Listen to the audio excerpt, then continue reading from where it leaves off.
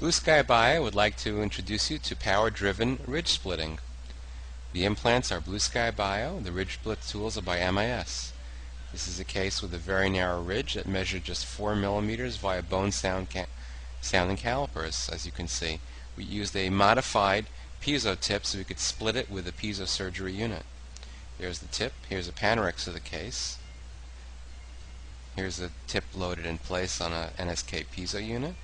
And we're going to do the flap and the bone split with the piezo unit. Here we go. We're going to begin to split the tissue. Piezo unit is on. It has fiber optic control, as you can see, to help us in the surgery. And we're going to advance past the flap and begin splitting the bone. The closed flap technique is used so that we can preserve the blood supply over the buccal plate. We have a little bit of a flap, and we're going to introduce a chisel, and we use it without a mallet, into the flap itself, into the bone flap, and begin pushing just by hand without a mallet, and pushing the buccal bone facially, and introducing the chisel just enough so that we can widen the bone by about 1 millimeter or 2. Once we've got it widened by about 1 millimeter or 2, we're going to use the Blue Sky Bio starter drill, which has a nice step to it of about 1.5 millimeters on the first tip, widening out to about 2 millimeters to 2.2 millimeters at the rest of it. After it's introduced all the way into the now bone that's widened just a bit, we're going to introduce a 2.2 Blue Sky Bio drill. After we've used that to begin our osteotomy, we'll take an extra short parallel, and now we have enough width to begin introducing our wedges. They're introduced by power-driven units at 55 Newton centimeters, and we're going to slowly tap their way in and continue widening out the ridge so that it's wide enough so we can introduce our final drill, which would be 2.8 and then 3.5 millimeters. So at 55 Newton centimeters, slowly going in, and then afterwards reversing. After that happens, we're going to go ahead and progressively widen it.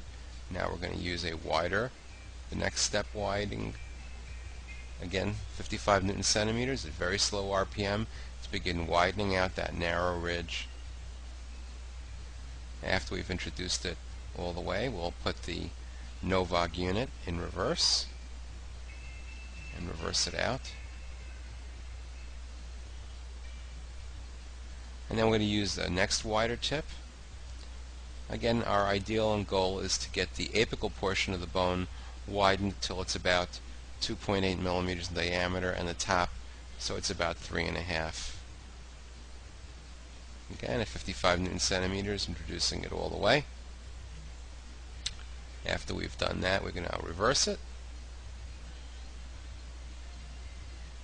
and back it out slowly. And again, the flap is just at the surface. Now the bone is wide enough. We're going to go ahead and introduce our 2.8 millimeter drill, followed by a 3.5. The flap that you see is just over the crest of the ridge. It doesn't go any further. That's a 2.8 millimeter Blue Sky Bio super drill. And then we're going to go ahead and introduce our final drill, which in this case is 3.5 millimeters. Imagine we're putting in we've widened enough to introduce a 3.5 millimeter osteotomy drill, and yet the whole bone was about 4 millimeters wide. And now we're able to put in a 4.1 millimeter implant in our mountless design, and it won't fall off even if we shake it. We can introduce it. Slow movement, about 20 RPM, 30 RPM at 30 Newton centimeters till it's seated all the way. Now we've removed it, very easy to do. And now we're ready to scalp our tissue.